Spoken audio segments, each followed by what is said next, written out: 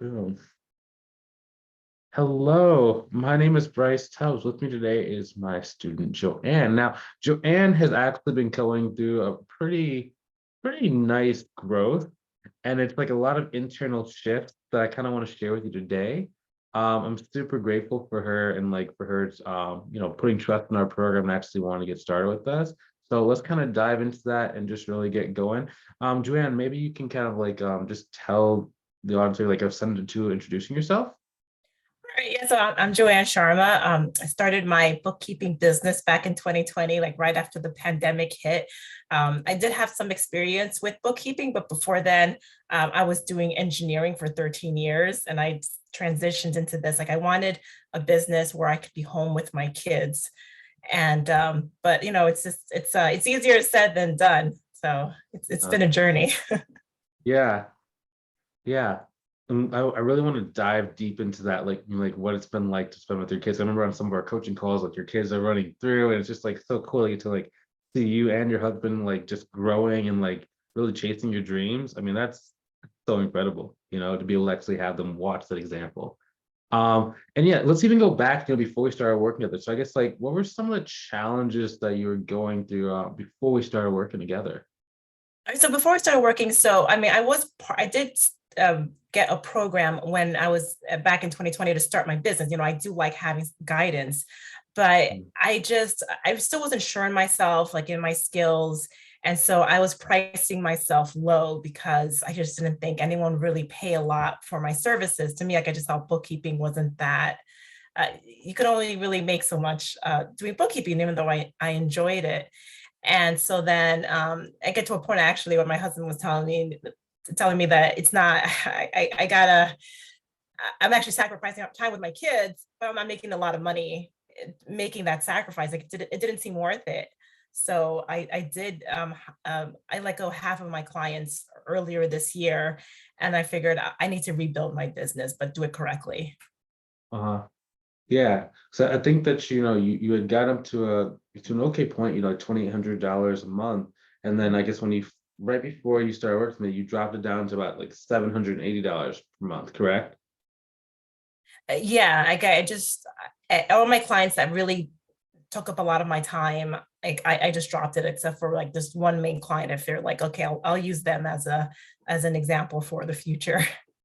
I see. Yeah, yeah. I remember that. And like, I mean, that takes a lot of courage, right? I mean, because like, I think that's the thing I see with like people who are successful, right? Is like they're okay leaving good/okay to go to great, that just kind of seems like that's what you embody. I think it has to do with that, as they call it, like the CEO mindset, and just I just knew that if I was kept just thinking small and I let my time get taken up by like all this thing that was making me just a little bit of money, like I wasn't letting myself keeping myself open for opportunities where I would be making more money. I see. Yeah, and that's the principle, right? You have to kind of like invest or let go of stuff in order to like receive. Like you're making room to receive. It's kind of what I've kind of found. I mean, that's really, really cool that you had that going for you. And then okay, so then yeah, that's the where did you first hear about like me in our program? So I actually first saw you on a Facebook ad, and but I didn't have any interest then because I was so overwhelmed with the work. I'm like, I can't take on new clients because I'm so busy um, servicing my current clientele. But then after I let go my clients, half of my clients, and then I decided to, okay, I'm now going to focus on this on my business. And I love watching like YouTube videos to hear what other people have to say about yeah, business and sales. And then I saw your YouTube videos, and I just like loved like all the advice that you had on there. So like I was like, yeah, I need I need to talk to Bryce. Wow, interesting. Interesting. Yeah, 'cause wow, that seems like the biggest okay. Yeah, and because I guess like why did you that makes sense. Wow. So you saw the ad. It took a little bit of time for it to like resonate with you that it's like, okay, maybe that's something I need help with because life was just kind of in a weird spot. But then I remember when we did our call together, our discovery call to like see if there was potential like um ability for us to get to the next level. You said you kind of wanted to wait for 3-ish months. Like, tell me, like, what was the thought process there? Okay, yeah. So because I was working with a coach at that time who was helping me, and build the processes for my business. Because that was another thing. It's like I want to be able to handle the work when I Mhm. get it. Um, but so then I was paying for her program because, yeah, but as I said, I let go of half my clients. So I didn't really have a lot of revenue coming in. And Uh, so then when we talked, but I wanted to talk to you, I thought, okay, I want to have this in place for when I feel like I'm ready. uh, So I just wanted to talk to you beforehand. But then and then when we talked, like I just realized like it just didn't make sense to wait. Like I already had people reaching out to me asking for my services. And like I just felt like I was letting that opportunity go if like I didn't have someone helping me to actually get know how to talk and say like and get more revenue. yeah.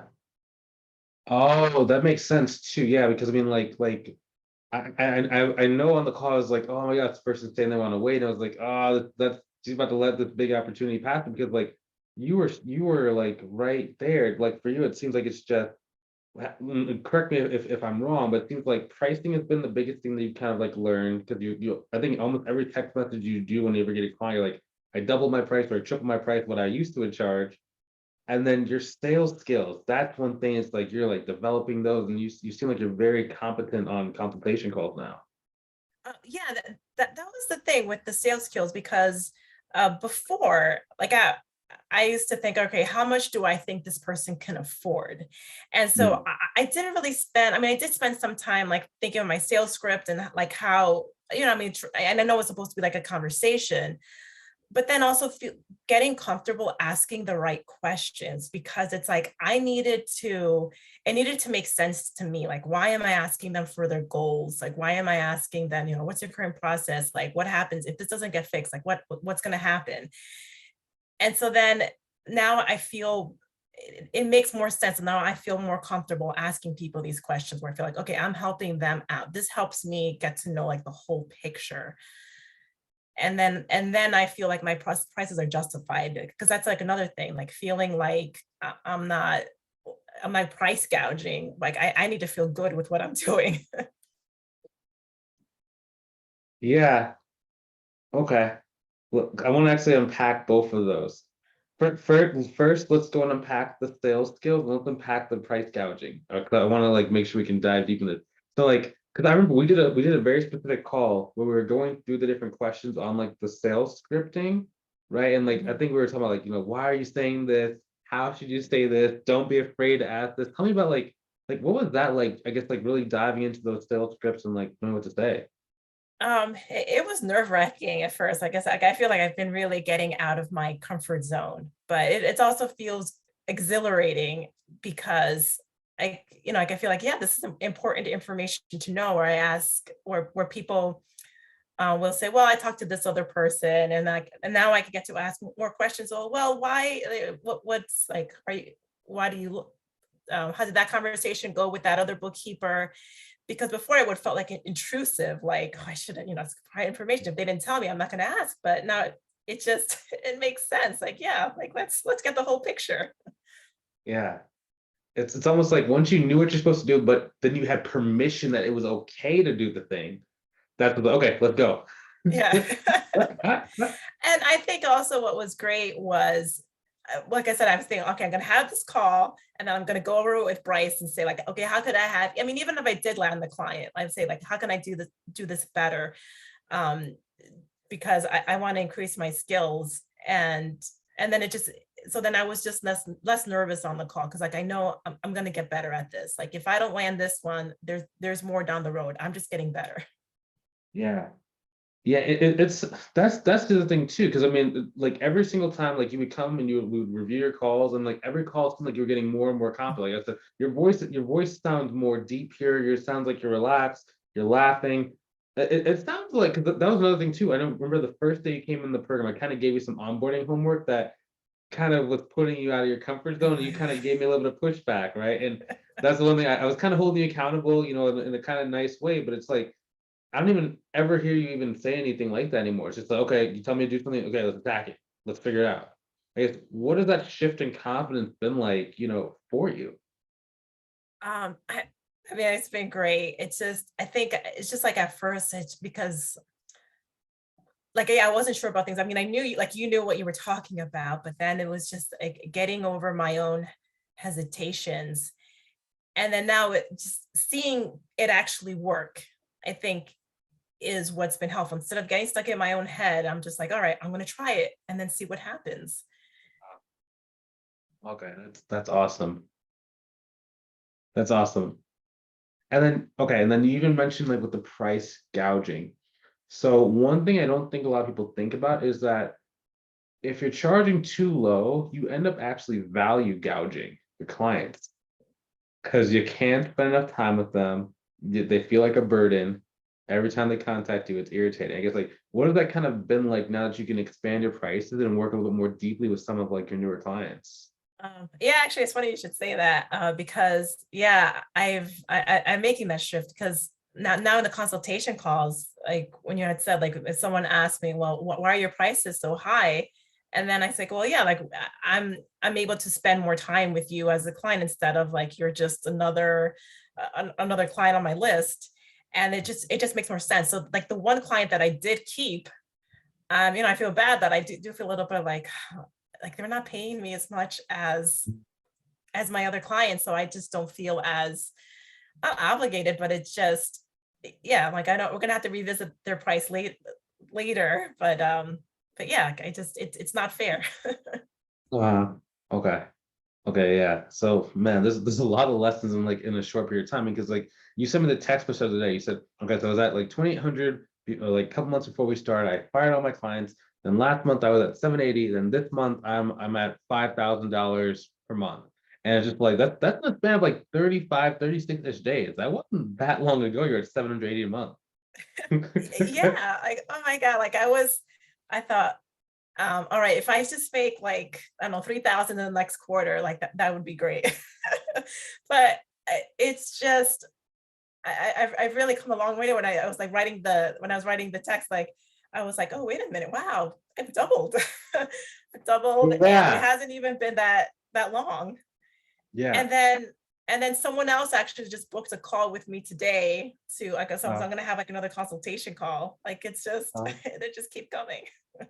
Yeah, and you have another call on Tuesday, which that's a big one who already told you no in the past, but now they're like circling back. Oh, yeah, that was another thing because before, um, people would, and I would ask, okay, well, this one ghosted me. They never got back to me. And now like, well, and then they're like, okay, yeah, just reach out twice, and then if nothing, just move on. Yeah. And then like after talking with you, we're like, you gotta stay on top of these people. You're not bothering them. And so like I felt when he responded back and saying, yes, like I'm behind on my bookkeeping, I just felt like, yeah, I'm staying on top of you. I'm taking care of you. Like And I mean, the cool thing, you're at 5 grand a month this month, but we still have about 7, 8 days left in this month. oh yeah, yeah. You already two more consultations already booked for one later on this week and then one next week. Let's see. Let's fingers Like, crossed. Let's see if we get to like 6 or 7. yeah. That'd be cool. Because especially because you said that this other one is a really potentially a big client too. Yeah. Um, is it a dental office or what kind of or A veterinarian? What is it? veterinarian office. Oh, okay. Yeah, with a few employees. So yeah. Oh, wouldn't that be kind of cool? If we like end the month off of like 6, 7 grand a month. Oh my God. Yeah, Yeah, that's the highest I've ever made in a month. yeah. Aren't you glad you kind of had that epiphany not to wait? Because I mean, this is all before the starting deadline that you said you would want to like circle back. Yeah, no, exactly. Because so like I remember on the call when you were like, why are you waiting? It's like I was like, well, I already have a coach right now, and I'm like, I wasn't gonna like I only have so much money right now, and but like yeah, like it's like you didn't let me get in my own way. Like it just felt like okay, like that also gave me was like made me feel good about like asking those kind of questions to prospective clients because I'm like yeah, like I don't sometimes people just they need help making a decision. And like I just Mhm. felt like if you had just said, all right, yeah, well, we could just Yeah, talk later, just let it go. I was like, Oh my God, I wouldn't be in the Yeah. spot I am now. Yeah, that's crazy because like no matter what size level of business owner you're talking to, whether they're making like $1, they're making like $10 million a year, they don't always make the best decisions for their future. So being able to like have that kind of like we call it reframing inside the program. If you're like, watch this, it's called reframing, right? It's a different type of energy because you're not objection handling and you're not like arguing people. It's different, isn't it? You know, exactly. And it's like the way I was seeing it before, it's like, well, I want to please the person. I'm like, I want to be agreeable. But then it's also you're helping them like see fully what it is, what it is that they're saying. And like, if you want to get here, like this is what you Mm. do. But yeah, you're not being confrontational. You're just like letting them come to that conclusion. Yeah. Yeah, the new objection handling script is like super subliminal because it's just like they automatically like have a you'll see it on their face, just ching, like a light bulb is like, oh yeah. And it's just they're totally different person from like 1 second to the next second. If you do it correctly, it's ridiculous. But yeah, I really appreciate, you kind of putting your trust in us. I know there's a lot of different things out there that you could have kind of done and stuff that you have been doing in the past. Uh, yeah, so I'm really grateful for you, grateful for all the stuff that you've done, grateful for all the stuff that. Oh, one more story. Tell about time 4 days ago when your electric client canceled or no showed your call. What did you Oh do? yeah. Oh my God, I was so bummed because like I'm waiting on Zoom and she didn't show up. And so I was like, oh, I guess, yeah, she just really wasn't that interested. But then I'm like, you know what? I have these other potential clients that they also ghosted me as well. And that's why I Uh, thought, you know what? I'm gonna follow up with them because I know they're probably they probably still need help. Because before I would have thought they ghosted me, that's because they found someone else. And so yeah, that's when I emailed the vet.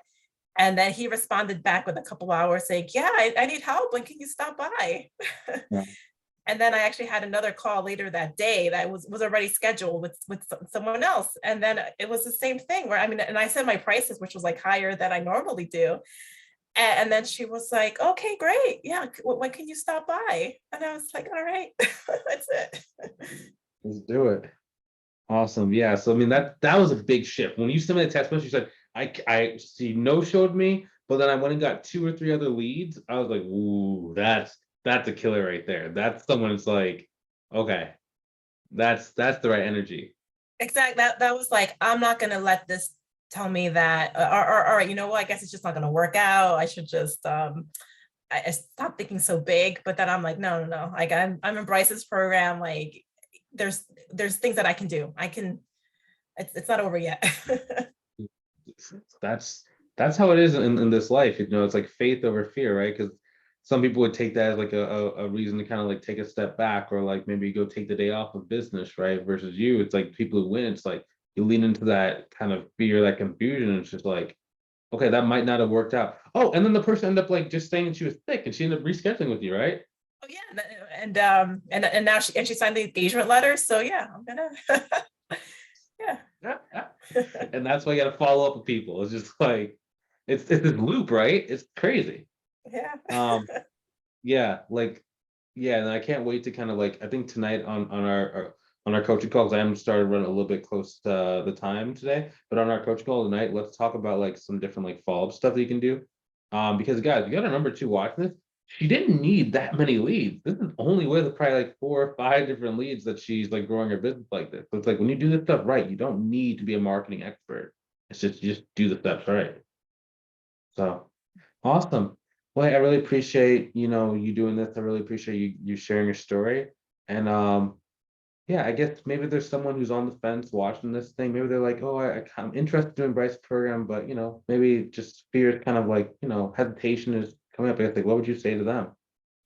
Yeah, you can't let the fear get in the way. I mean, like I'm a strong believer that you can't well, you need someone's help. You can't just do it on your own. Like I said, like I was watching YouTube videos. I mean, I still do, but having someone there helping you like one-on-one, and then also just helping you get over your fears. Like it's necessary.